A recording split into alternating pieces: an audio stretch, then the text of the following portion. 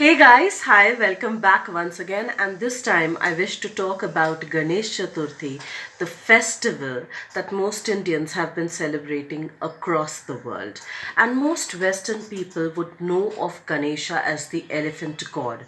And it is primarily the celebration of the qualities and the characteristics that Ganesha brought to the foray. So the qualities that Ganesha represent primarily is of bigness, is of largeness, is of hugeness, which is to say that a bigger intellect, a brain that truly works, that inquires, so that that information or that intelligence can be converted into wisdom. Big ears that not only helps in absorbing the information, but it also filters out a lot of other stuff that need not be processed. A bigger belly, which represents not only the capacity to tolerate things, but also a bigger hunger to, to gather more knowledge, to be more creative, a hunger to seek out more than what we think we are, a hunger to grow beyond our perceived notions of what we are, and as well as certain other aspects wherein Ganesha is representative of the qualities of creativity, of artistic abilities, of being a beautiful musician, of somebody who carries an axe and is able to deconstruct and destroy its own ego or its own obstacles that come in the path. The trunk that represents that it can take down a tree if it's an obstacle in the path, or it is also something that can really pick up the tiniest of grasses from the grassland. It also represents somebody who is both materialistically submerged as well as trying to elevate itself onto the spiritual level, wherein his legs are a depiction of that. And at the same time, the story of Ganesha and Kartikeya, wherein Ganesha, when was challenged to go around the world as a race against his brother, went around his own parents to be able to say that this is my world. Which is also to say that it's kind of not only intelligence but also a street smart way of living, which does come handy at times when we are living in this materialistic, in this form world. Which also goes on to say that Ganesha represents subjectivity, which is very rarely taught to us. Most of us are taught to live life as a means to an end. We do things only to reach an end. We even consider life not as a process of evolution, but as a means to an end. And probably that is where we falter, and probably that is where the idea of Visarjan, of immersion of the God comes into the picture. And so I had asked a lot of people, and I had been asking a lot of people ever since my childhood, that why do we drown the God that represents courage, the bigness of the heart? Because courage comes from the heart. The original word is a representation of the heart.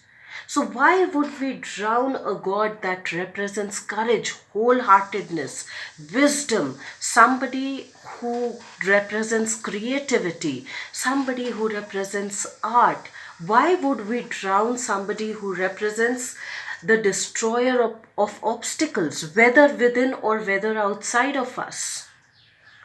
Why would we destroy somebody who is representing all of this? And it made no sense to me till I sat down one day And it just came into me, it just flowed into me as I kept staring at the sand painting that I was drawing.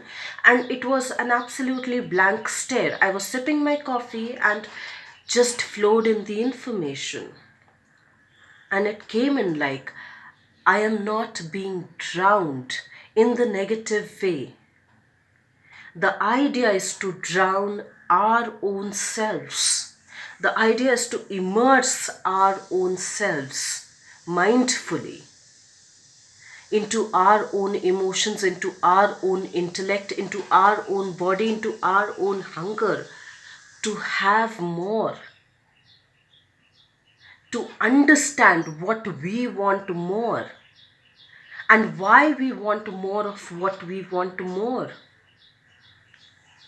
So the idea is to grow beyond our regular perceptions of ourselves. The idea is to expand beyond ourselves.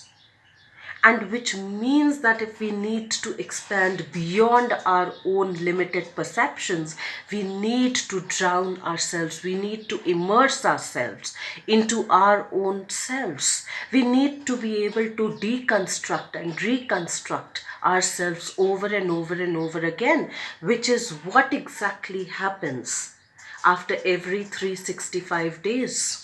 When Ganesha is immersed in the water and he becomes one with the water.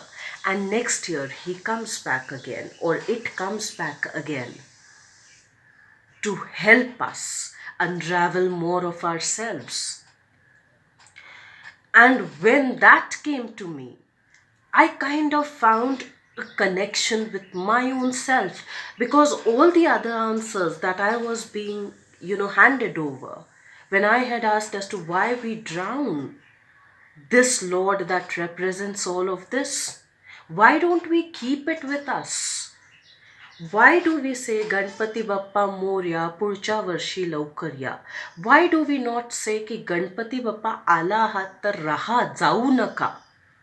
Which is to say, Ganpati Bappa, Lord Ganesha, come, visit us. And next year come back again. Let next year come sooner than anticipated. While as I was trying to say, why not say, Ganesha, if you've come here, just stay so that we get better for ourselves, within ourselves, amongst ourselves. And I was not getting a proper answer till this flowed. It just flowed into me. And this was a beautiful connect that I found with my own selves, within my own selves. To be able to understand that in order to understand our own selves completely, we have to immerse ourselves in our own selves completely.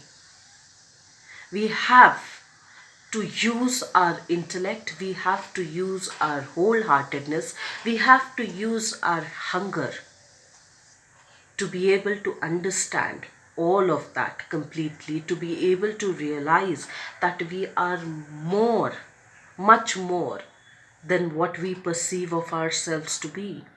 We are capable of being much more than what we perceive of ourselves to be. And that we are probably more unlimited than limited. And that is when there